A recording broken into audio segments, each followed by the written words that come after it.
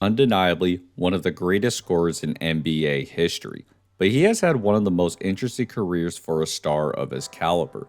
After not being able to get it done in OKC, he went to Golden State where he won 2 Finals MVPs, but since then, he has only won 2 playoff series as he hops from team to team to try and win without being in Steph's shadow. As I've thought more about how Durant's game really fits into a championship team, there only seems to be one real conclusion I've been able to get to. Kevin Durant is the greatest second option in NBA history. That is. That's kind of crazy, but the actual breakdown of his plays and shit is really good. Over his entire career, a ton of athletes have discussed how hard it is to defend KD. Marcus Smart said you had to just pray when guarding him. Kobe Bryant said KD was the one guy he never really figured out, and that has shown throughout KD's career as he has averaged 27 points on 50% shooting, pretty insane efficiency for someone that primarily shoots jump shots. And on the court, it shows as he has had one of the most versatile scoring skill sets ever. He is known as one of the best mid-range scorers, and he did a ton of damage from the wing. With his back to the basket, he can take his time and then transfer quickly into that shot. As long as he had the space, he only needed a few dribbles to get to his sweet spot. He's comfortable going to either hand and then stopping on a dime before pulling up as well. And the key thing here is that he's 7 feet tall with a high arcing shot, so most defenders can't get a real contest on these shots. This allowed him to be a great 3-point shooter as well, as he shot 39% from behind the arc, making him an all-around elite scorer. What I did find the most interesting though was how often he played off the ball, especially in OKC. A lot of off-ball screens were set to help free him up so that defenses couldn't load up to him in time. With someone like Westbrook, who was a good passer, he helped set Durant up in a lot of different ways. With defenders trying to front KD, he could make those entry passes over the top, which got him really easy paint touches. And Durant was a pretty good cutter himself, as he could find open space at the basket. His off-ball game ended up being a really important aspect of his game. Yes, Westbrook did dribble a lot of times, but he was the primary playmaker and helped Durant focus on just catching the ball and scoring. Because of this, Kevin Durant has been one of the most dominant players in the 2010s. So, how does it make sense for him to be a second option? A primary option isn't defined by the best box score stuffer on the team. Instead, one of the hallmarks of a primary option is the ability to still break down the defense when multiple defenders are thrown at them. As teams load up and try to disrupt the star, it's on that player to make the right reads and create opportunities. Man, I ain't gonna lie. Someone is cooking. Well, let's see how he finishes off. Luka Doncic does this brilliantly by picking apart double teams in the pick and roll. Nikola Jokic does the same from the post, effortlessly finding open teammates. This forces the defense into constant dilemmas and what separates true primary options from just pure scorers. The thing that many who call Durant unstoppable didn't mention is that basketball is a team game. While Durant is impossible to guard one-on-one, putting multiple defenders around him changes that equation. In a lot of her previous clips, a lot of those off-the-dribble shots were created from being in single coverage. That's because there's just too much space for him to get in rhythm and find his sweet spots. But forcing Durant to really read the defense has helped slow down some of his scoring prowess. This really started in 2016 when the Warriors would load up with multiple defenders to close up his airspace. Part of the reason they could do this is because the Thunder didn't have enough shooters. So Durant, who has the mentality to score, didn't feel confident passing it to his teammates and settled for tougher shots instead. Let's be fair, this didn't start in 2016. This started that year Russ got hurt and they matched up against the Grizzlies. That's when it really started. Here he does a great job beating Iguodala, and Green's ready to help.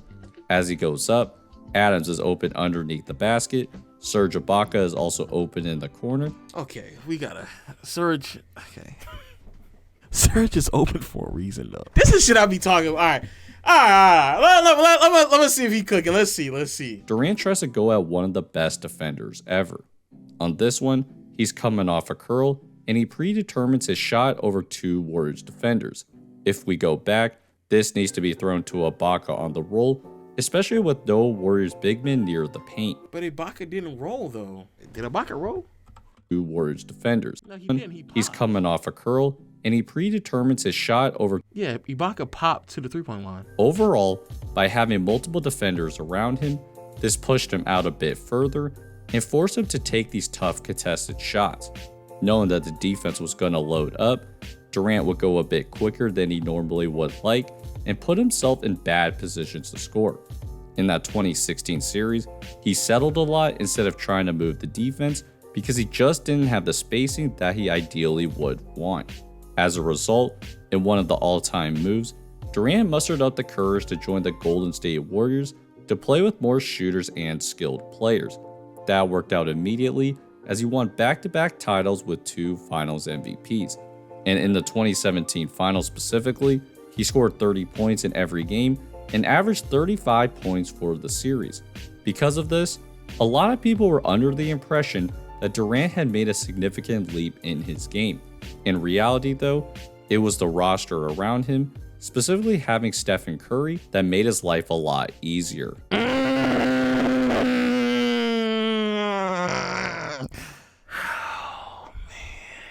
And he's hard to stop, and he's going to score his points. I just think, the most dangerous guy over the last 3 finals, and we've talked about, is that Steph Curry.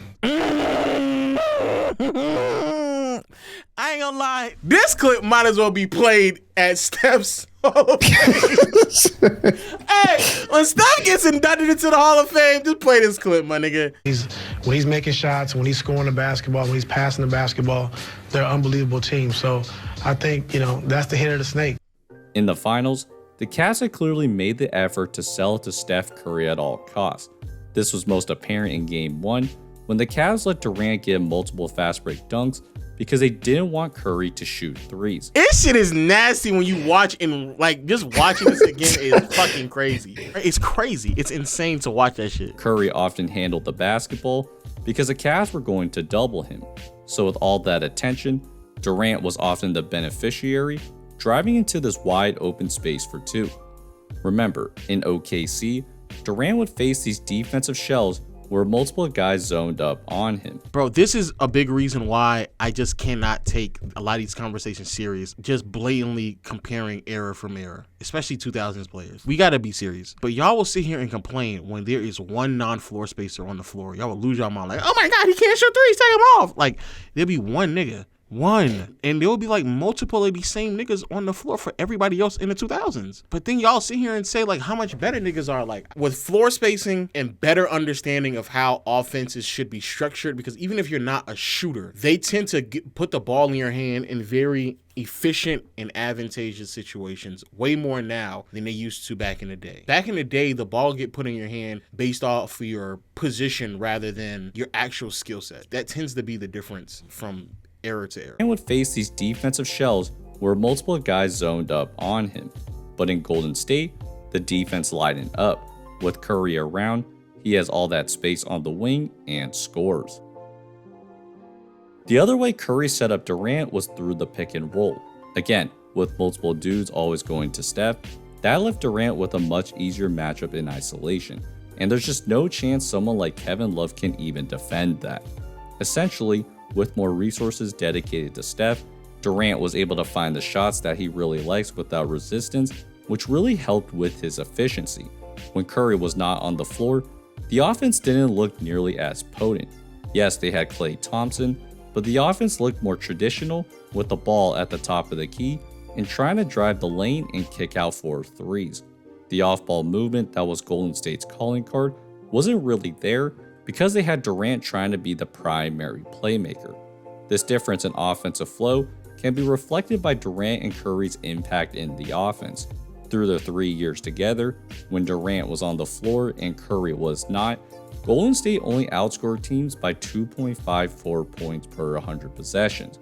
but when Curry was on the floor and Durant was not, Golden State still outscored teams. I'm trying to take this in as much as I possibly can, and I'm trying to be as fair as possible to KD. This is net rating, not offensive rating. Net rating can obviously be influenced with defense, and Steph is playing a lot of minutes with Draymond. If you wanted to get the actual answer, you wouldn't use net rating. You would use offensive rating. However, this is still a pretty wide margin. I cannot believe that Draymond's defense alone makes up for like 13-point difference, basically. I can't imagine that Draymond is 11? that great. I can't believe Draymond is that great. So I'm pretty sure Steph is doing a lot of heavy lifting in this. Near 100 possessions. This isn't necessarily the end-all be-all, but it helps us understand why teams believe Curry was still the head of the snake. Even though Durant had the better numbers, it was Curry's ability to handle all the defensive pressure that allowed Durant to succeed in his role. Yes, KD still had a big role on this team, but he didn't have to do the dirty work that most stars have to do to make their teams better. And as his career continued, we started to see some of those cracks. When he left Golden State, most teams thought that getting him was an automatic path to a championship.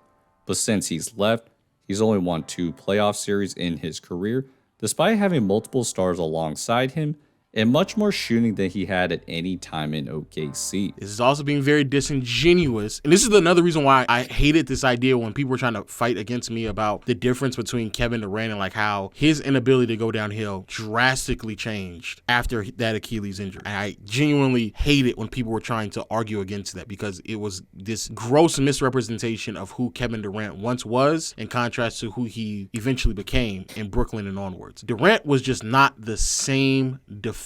Yeah, people were arguing he got better. No. Defensively and athletically, like his ability, and especially if you're arguing the ability to shift defenses and create open opportunities for your teammates, that is going to be substantially harder to do if you're not the same athlete that you were before. And if you just go back and rewatch 2012, 13, 14 KD, even to 2016, because I think 16 is like a very underrated defensive year for KD. If you watch those years of Durant, there's just no way that you can watch the athleticism of Kevin Durant and think that that did not play a major role in why he wasn't the playmaker that he needed to be onwards. The problem, however, for Kevin Durant, and this is not even really a problem, this is just like the lifespan of like NBA players. A lot of your better qualities tend not to overlap with one another. So when they do, obviously you make the most out of them, which I think Kevin Durant did within his time in Golden State. I think that it is unfair to question KD's ability to play make when the only real time you can really see if he had the ability to do so was during a time in which he didn't have the proper floor spacing. However, I do believe that even if he had better floor spacing in OKC, I still think there's a cap and a limitation to the passer and playmaker he would have been, just because I think at that stage of his career he was still young. Most of the time when you're at that stage, especially for what is more a traditional wing,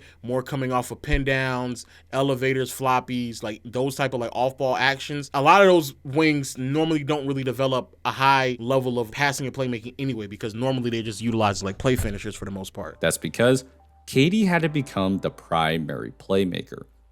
Kevin Durant automatically makes teams better because he's so great on an individual level, but that doesn't really translate with his teammates.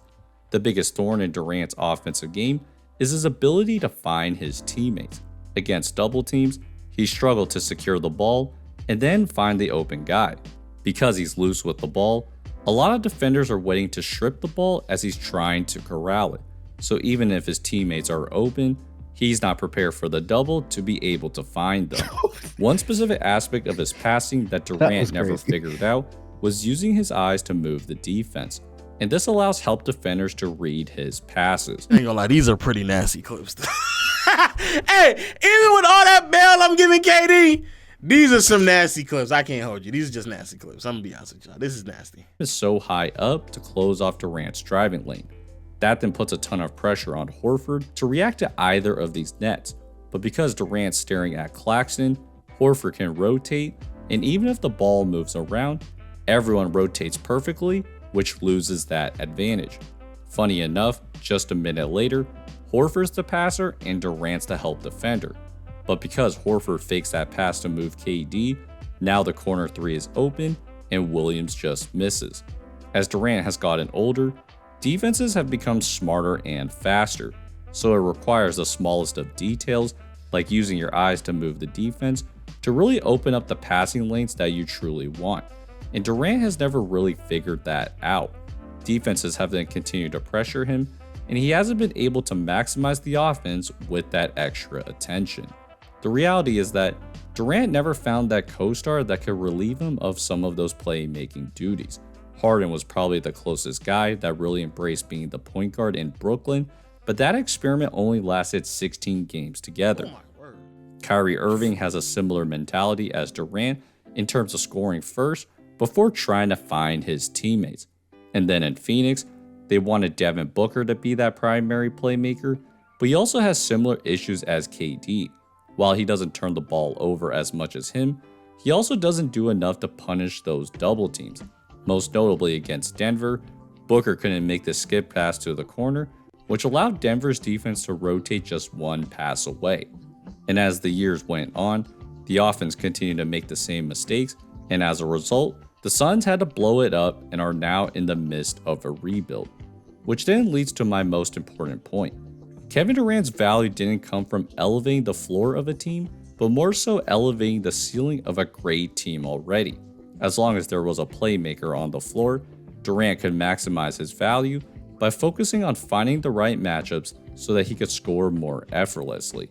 And there's nothing wrong with being known as that. At the end of the day, Durant will deservedly go down as one of the all-time greats, and specifically one of the best scorers of all time. Even if I don't think his game is suited as a primary option, that should not take away from his overall greatness. In essence, I understand and I agree with the value of being a playmaker. I think that what he is saying is effectively true. The value of a playmaker is important when it comes to you being the first option, because I do believe best offensive weapon on the team not only needs to be able to generate quality looks for themselves, but also everyone else as well. And we've seen several times in Kevin Durant's career where they will allow him to kind of go one-on-one. We literally saw that with KD when he was matching up against the Timberwolves.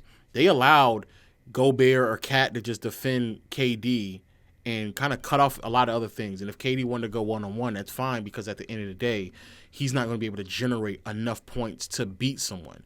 Similar things with the Milwaukee Bucks as well, but I think Milwaukee's a very unique circumstance when he matched up against them, because KD had no other choice but to go one-on-one because everybody else was hurt. However, two things. A, I don't think Kevin Durant should be punished for his flaws to the degree in which you are claiming that he is the best second option of all time. Because it implies that not only does he not do it, but he doesn't do it enough to shift the defense, which in my opinion is just inherently not true. As great as those years were with Kevin Durant with the Warriors, part of the reason why I'm not the biggest fan of it is because I think that it fundamentally took away an aspect of Curry and Durant's careers as players, and that is you having to figure things out and grow because of it, and by default you will become a better player. Both of them went into those stretch of years with real problems that they had to solve as individuals. Curry needed to be a better on-ball creator, and Durant needed to be a better passer and playmaker. However, because they played with one another, those are skills that they didn't really have to develop at that stage of their career. In any normal circumstances, they would have to. It would be designed out of necessity. Like you would literally have to have that type of growth if you wanted to continue to build to your legacy and just continue to develop as time progressed. And that is, again, an aspect of every player's career. Matter of fact, that's just an aspect of life. Curry had the privilege to continue to build beyond that because Curry did not suffer a career-altering injury. So we got to see Curry indeed had the capability of consistently growing as a player, and then we got to see the 2022 run where he is effectively really not only the only really passer and playmaker on the team, but also the only real shot creator as well. And we got to see the true ascension of who Curry was as a ball handler, passer, playmaker, and shot creator. And I'm gonna be honest with you all, I think a lot of people should look at the quickness of Curry back in 2015 and 2016, and maybe even 2017 as well, because I do think that if Curry had the shot creation that we saw out of him in 2022 back in 2016, we would have really gotten the best version of Curry, in my opinion. But we got stripped of that because that's not a necessity for Curry anymore because he has KD. And I would argue we also lost the best version of Kevin Durant as well, or at least the hypothetical, because the best version of Kevin Durant would have had no other choice but for him to become a better passer and playmaker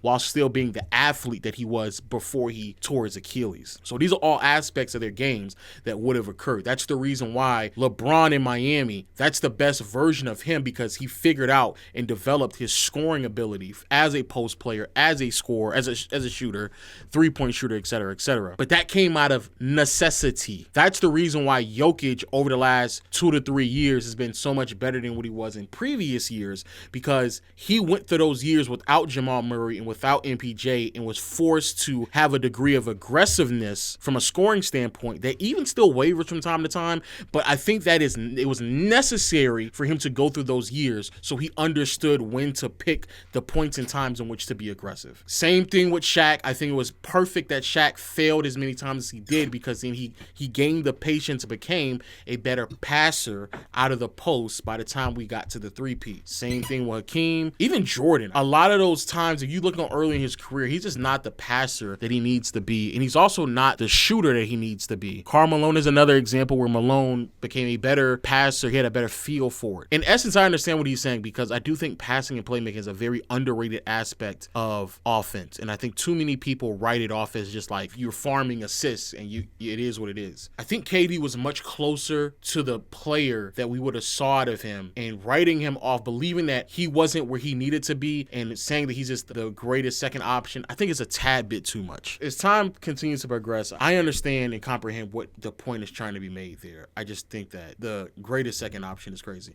But I agree that people underestimate the value that Curry had as a playmaker. And to be fair, I think our comprehension of playmaking has changed because of Curry, that we appreciate playmaking more now than we did 5-7 years ago. Because I think that trying to tax Kevin Durant with the inability to playmake and pass, he doesn't, like, his Achilles isn't the same, dog. Like there's a lot of things